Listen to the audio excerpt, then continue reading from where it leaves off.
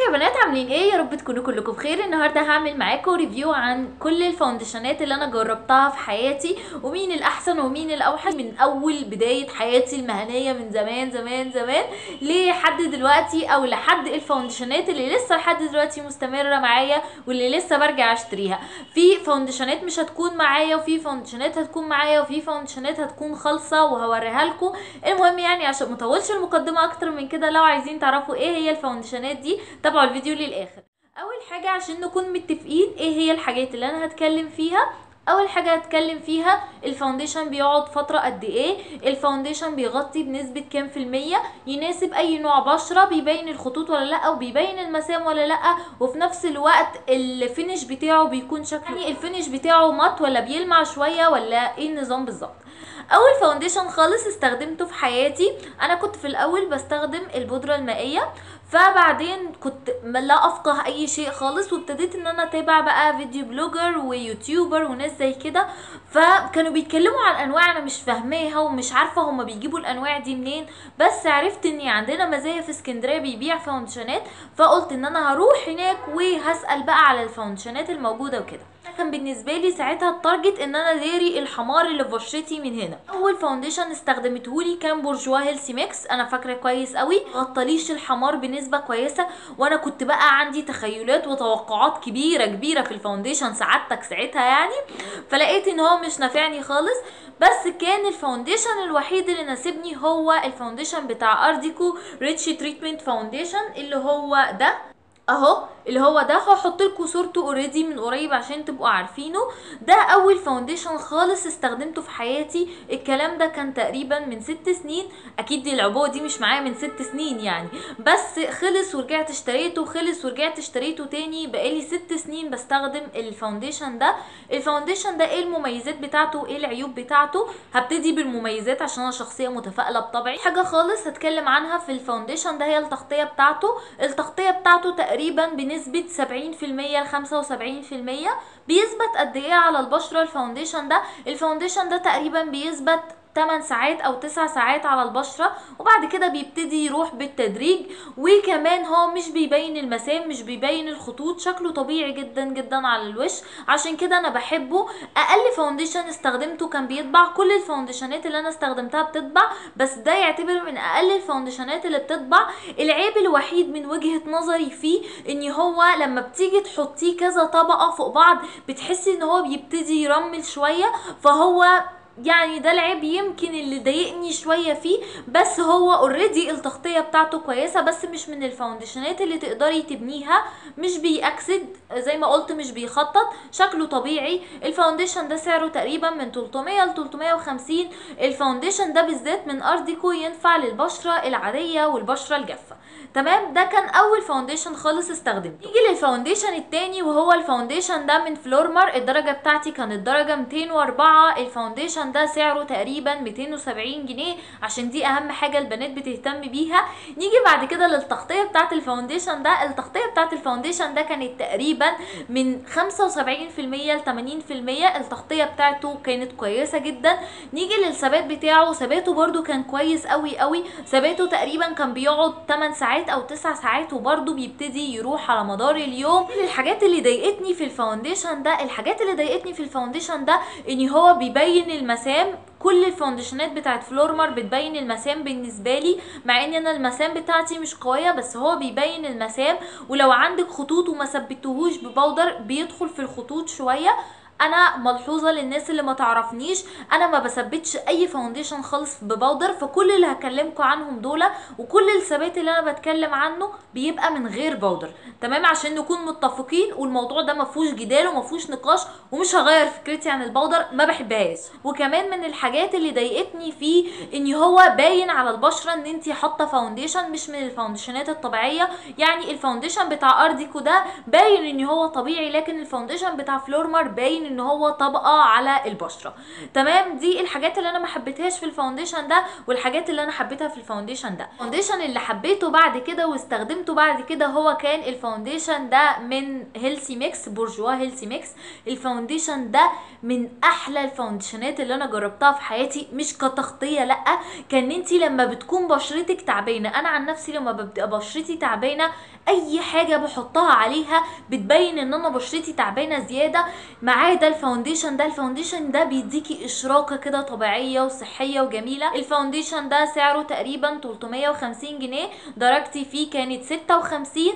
وكمان المميزات اللي بتعجبني في الفاونديشن ده ان هو ولا بيدخل في المسام ولا بيدخل في الخطوط، زي ما قلت شكله طبيعي جدا، بس التغطيه بتاعته تقريبا زيه زي تغطيه البيبي كريم. التغطيه بتاعته تغطيه خفيفه جدا، مش بيعلق في القشور الناشفه، مش بيعلق لو عندك حبوب. اكتر فاونديشن مناسب تقدري تستخدميه لو عندك حبوب هو البورجوا هيلثي ميكس، بس البورجوا هيلثي ميكس ينفع للبشره الجافه.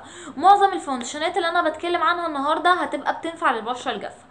نيجي للفاونديشن اللي بعد كده اللي استخدمته من ميلاني، هحط لكم صورته دلوقتي. اوريدي استخدمته واشتريته 3 مرات، دي تالت علبه اشتريه من الفاونديشن ده. دي اول حاجه في الفاونديشن ده هي التغطيه بتاعته. التغطيه بتاعته تعتبر بنسبه 90%. نيجي كمان للحاجه التانية في الفاونديشن ده هي ثباته على البشره. الفاونديشن ده تقدري تحطيه ممكن تقعدي بيه يومين والله ما هيحصل له حاجه. الفاونديشن ده رائع في الثبات. لو انت مثلا عروسه، لو انت رايحه رحله من اول النهار لاخره ومحتاجه فاونديشن بيثبت طول النهار، هو الفاونديشن ده انا تقريبا حطيته في مره اكتر من 16 ساعه وفضل ثابت زي ما هو.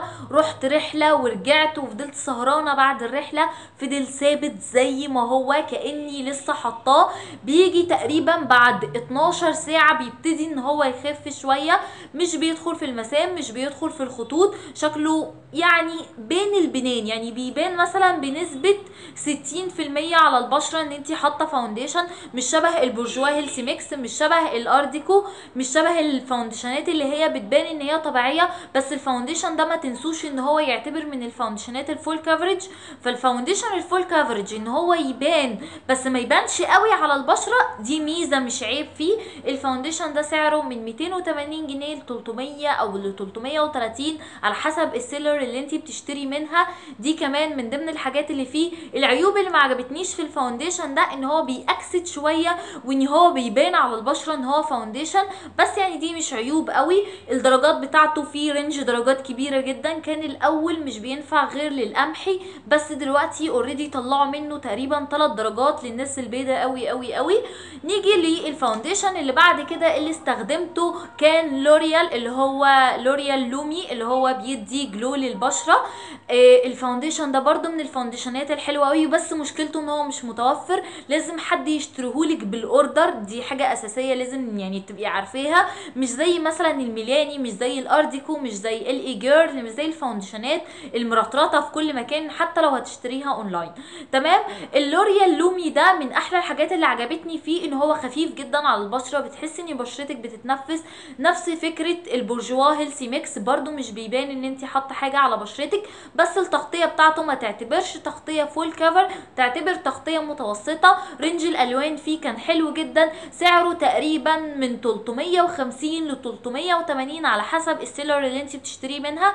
انا اخر مره اشتريته كان من سنتين، كان ب 350 جنيه وخلص وما لقيتش حد ان هو يشتريهولي.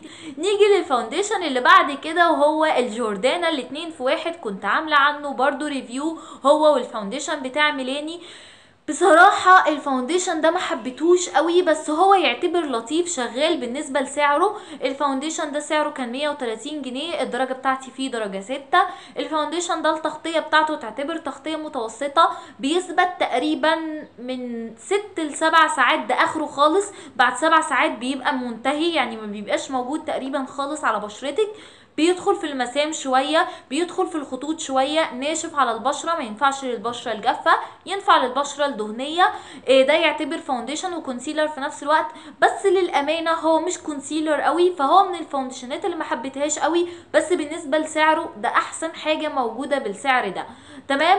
انا قلت تخطيطه بيقعد قد ايه، مشاكله، رينج الالوان فيه كويس، دي كل المميزات والعيوب اللي في الفاونديشن بتاع جوردانا. نيجي بعد كده في فاونديشن تاني استخدمته كان اسمه اسنس، هحط لكم صورته دلوقتي، اسمه ستاي اول داي. غالبا الفاونديشن ده ما ينفعش للبشره الجافه لانه كان ناشف على بشرتي، مهما برطب مهما كنت بحط زيوت على بشرتي برضو كان تقيل على البشره او بيبان ان انت حاطه فاونديشن. انا بصوا ده الوحيد اللي ابتديت لكم بالعيوب فيه على طول، ما عجبنيش اطلاقا، كان تقريبا ب 90 جنيه او ب 100 جنيه حاجه في الرينج ده كده يعني. المهم ان هو بيبان ان هو مرمل كده شويه على البشره، وبيبان ان هو طبقه، التغطيه بتاعته تعتبر تغطيه منعدمه اساسا، تغطيته مش حلوه خالص، ده غير ان هو بيمسك في القشور وبيمسك في الحتت الناشفه. الفاونديشن ده ما انصحش بيه اي حد خالص. فاونديشن الاخير وهو ال اي جيرل البرو، الفاونديشن ده المفروض ان هو اتش دي، كنت عامله عنه ريفيو كامل، هسيب لكم برده اللينك بتاعه تحت في الديسكريبشن بوكس.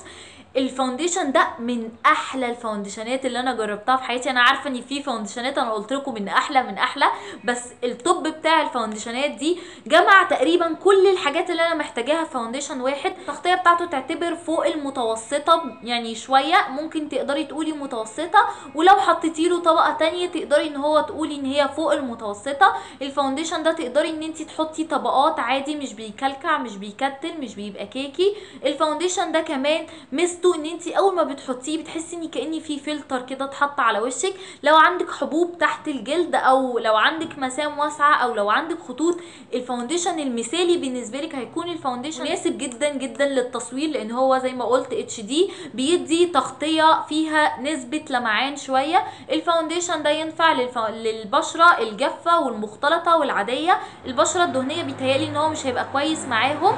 ثباته قد ايه؟ ثباته ممكن تقعدي بيه اكتر من 12 ساعه، ثباته ممتاز، بيفكرني بالميلاني، بس طبعا الميلاني اثبت شويه منه.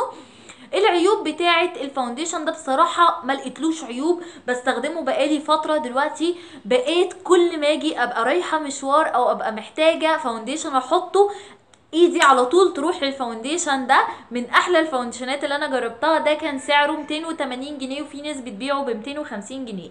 ندخل بعد كده على البيبي كريم والسي سي كريم اللي انا جربتهم. اول حاجه من السي سي كريم، هو السي سي كريم ده من بورجوا. السي سي كريم ده من بورجوا حلو جدا جدا جدا. السي سي كريم ده من احلى الحاجات اللي انا جربتها، ليه؟ طبيعي جدا على البشره، التغطيه بتاعته تغطيه متوسطه، بيندمج بسهوله، مش بيبان ان انت حاطه سي سي كريم، بيعمل لك كلر كوريكشن من غير ما تفضلي تحطي طبقات. لما بتكون بشرتي تعبانه وبحطه بيخلي بشرتي مصحصحه كده وجلوي وصحيه وشكلها حلو. عيوبه انا بصراحه شايفاها درجاته وحشه جدا. الدرجه اللي معايا دي درجه 33 وفي اس بي اف 15، لما ببقى عايزه احط حاجه يومي بلجأ له. نيجي للحاجه اللي بعد كده وهي البيبي كريم ده من ايفون، من احلى البيبي كريم اللي انا جربتهم، وبرده عملت عنه ريفيو قبل كده. ليه انا بحب البيبي كريم ده؟ البيبي كريم ده مبدئيا التغطيه بتاعته متوسطه، يعني بالنسبه كتغطيه بيبي كريم ممتاز. نيجي بعد كده ثباته تقريبا بيقعد معايا 6 أو 7 ساعات، مش بيدخل في الخطوط مش بيدخل في المسام، سهل جدا في الفرد. بس من عيوبه ان انت محتاجه جدا جدا جدا ان انت ترطبي قبليه، مع ان هو بتاع علامات تقدم السن، وانا قلت الكلام ده قبل كده. البيبي كريم ده كان سعره تقريبا 42 جنيه، والسي سي كريم ده كان سعره 200 جنيه، عشان انا نسيت بس اقول على السي سي كريم ده. البيبي كريم ده ميزته ان هو متوفر في كل مكان، اللون بتاعه ميديوم، درجتي بالظبط، يعني انت لو درجتي هتبقي درجتك ميديوم، لو افتح هتبقى لايت، لو افتح خالص هتبقى الاكسترا لايت. العيوب بتاعته بس الوحيده برضو درجاته مش عجباني، ونفسي بجد ان هما يعملوا درجات اكتر من كده منه، وكمان ان هو يحطوا فيه نسبه ترطيب اعلى من كده شويه. يمكن انا اللي بشرتي جافه زياده عن اللزوم، بس ده بيبي كريم يعني المفروض ان هو يكون محطوط فيه نسبة ترطيب اعلى من كده شوية. في حاجات انا جربتها في المحلات شبه مثلا ماكس فاكتور اللي هو ال3 في 1، كان لطيف شغال حلو، بس الصراحه حسيت ان هو ما يستاهلش سعره يعني للامانه، ما حسيتوش قوي. في الفاونديشن بتاع فلورمر ده برضو جربته في المحل، ما حبيتوش اطلاقا اطلاقا، كيكي جدا، بيبان جدا جدا جدا ان انتي حاطه حاجه. في الكاتريس اتش دي اللي هو طالع جديد برضو جربته في المحل، ما عجبنيش اطلاقا. معنى اني جربته في المحل يبقى ما عجبنيش وعمري ما هشتريه يعني، لاني ما اشتريتوش. مبدئيا بيبقى مرمل كده شويه على البشره، بتحسي ان هو بيمسك في الحتت الناشفه، بيقلب ببودر، فبيتهيألي ان هو هيناسبك قوي قوي لو انتي بشرتك دهنيه، لكن لو بشرتك جافه ابعدي تماما عن الكاتريس الاتش دي. وجربت الفاونديشن كمان بتاع ميبلين اللي هو دريم فيلفت، هحط لكم صورته دلوقتي، برضو ما حبيتوش اطلاقا. بيجي حتى لو هو لونك بيجي عند الاماكن الغامقه في بشرتك وبيقلب لونه جراي. في فاونديشنات مثلا زي ميلاني حتى لما بيبقى عندي مناطق غامقه في وشي ما بيقلبش جراي معاها، لكن الفاونديشن ده بالذات بيقلب جراي، مرمل، شكله كيكي، بيدخل في الخطوط، بيدخل في المسام، باين جدا جدا جدا ان انت حاطه فاونديشن، يعني باين للعمى، اي حد هيقف قدامك هيعرف ان انت حاطه فاونديشن. وبس كده يا بنات، هي دي كانت كل الفاونديشنات اللي انا جربتها في حياتي. في منهم اوريدي اشتريتهم كذا مره، وفي منهم معرفتش ارجع اشتريهم تاني، وفي منهم قلت لما اخلص الفاونديشنات اللي عندي اجيبها، وفي منهم زي ما قلت لكم جربتهم في المحلات وما عجبونيش اطلاقا. هو ده كان الفيديو بتاع النهارده، اتمنى ان انا ما كنتش لكيت كتير ورغيت فيه كتير. لو الفيديو عجبكم متنسوش تعملوا لي لايك وشير وسبسكرايب